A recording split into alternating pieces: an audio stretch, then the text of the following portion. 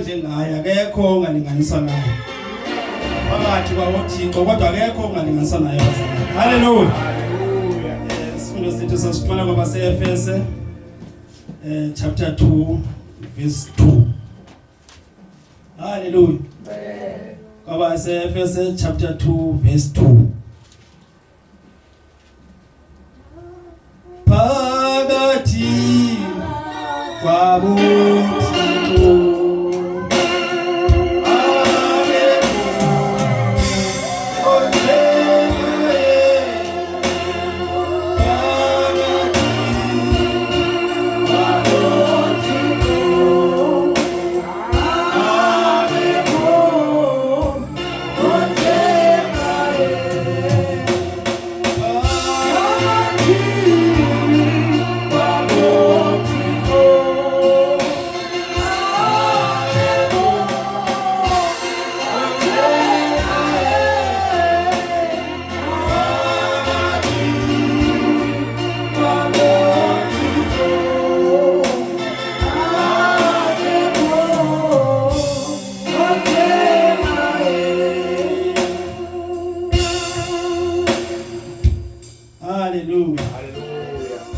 Benifudula nifile emoyeni ngenxa yemposiso nokona haleluya kwabaseEfese chapter 2 verse 2 izwi litsho bazalwane ukuthi benifudula nifile emoyeni ngenxa yemposiso nokona ngokuyana niziphethe ngendlela yelihlabathi haleluya izwi litsho ukuthi bazalwane ngela xesha besiziphethe ngendlela yelihlabathi besifudula sifile emoyeni ngenxa yemposiso nokona haleluya cela ufundele mama Jacob verse 1 kunesihloko usindiso luza ngobabalo lukaThixo verse 2 enanifudula nihamba kuzo ngokwesimo selihlabathi ngokomphathi wegunya lesibhakabhaka womoya lo usebenzayo ngoku kubo abangevayo haleluya haleluya enaniziphethe ngendlela yelihlabathi naniphansi komtyholi haleluya umphathi wamagunya asesibhakabhakeni haleluya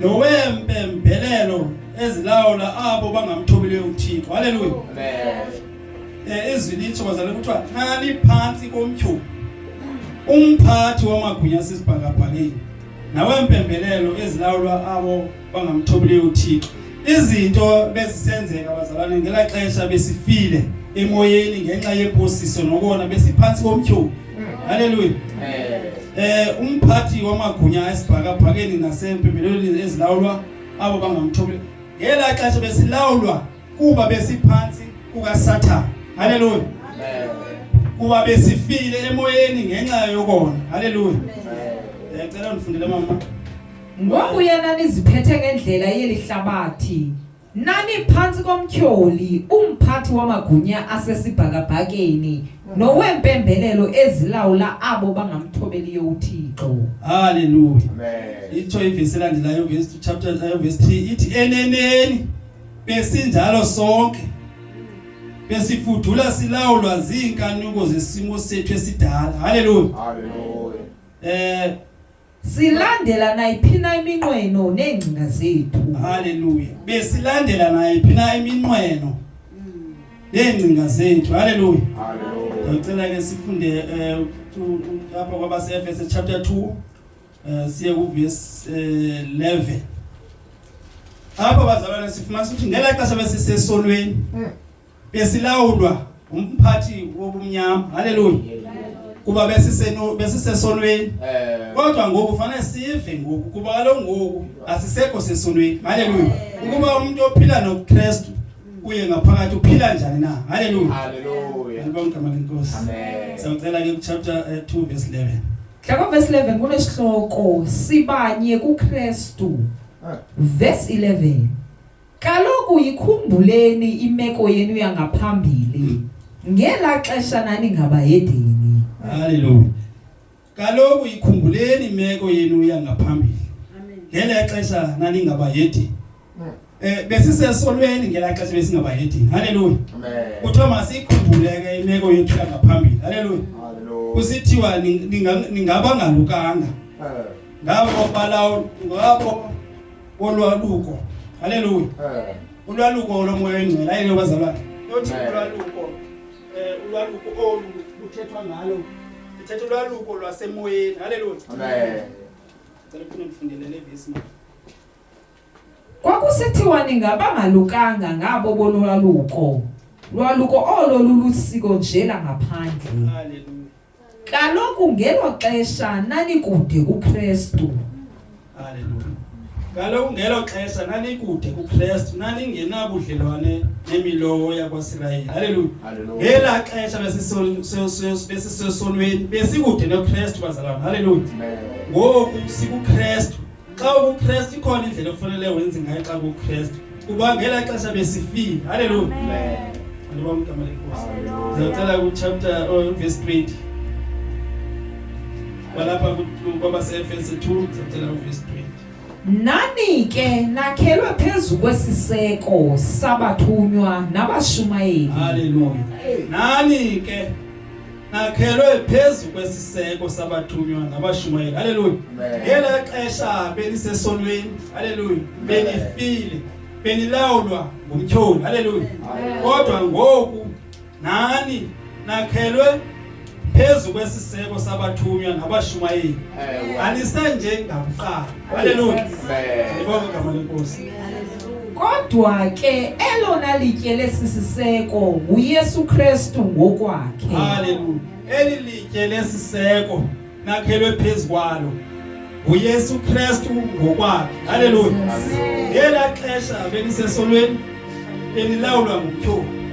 Kodwa ngoku nilawulwa nguYesu Kristu. Eli litye elisisiseko uqobo nguye lo olilitye lesisiseko kuba kulithi lizwi nakhelwe phezu kwelitye elisisiseko. uYesu Kristu eli litye elisisiseko. Haleluya.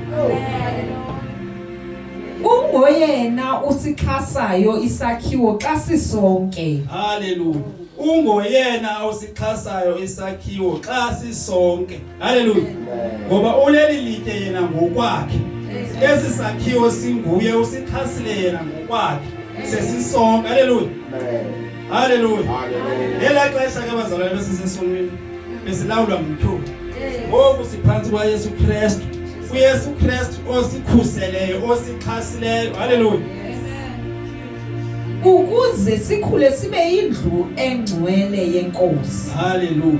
Ukuze sikhule sibe yindlu engcwele yenkosi. Ngoku sixhaswe nguYesu Kristu. Haleluya. Oleli litye. Haleluya. Ngoku khona ukuze sikhule sihleli kuye. Haleluya. Sikholwa sithembela kuye. Haleluya. Amen. Verse 22. Ngokumanywa naye ke nani niyakhiwa nikunye nabanye. Haleluya. Ngokumanywa naye ke. Ngoba simanywe naye. Haleluya. Ngokumanywa naye ke nani niyakhiwa nikunye nabanye. Nathi nje besimanye naye nathi siyakhiwa sikunye nabanye bazalwane. Haleluya. Kuba simanywe noYesu Kristu ngoba uleli litye ngokwakhe yena usixhasile. Haleluya.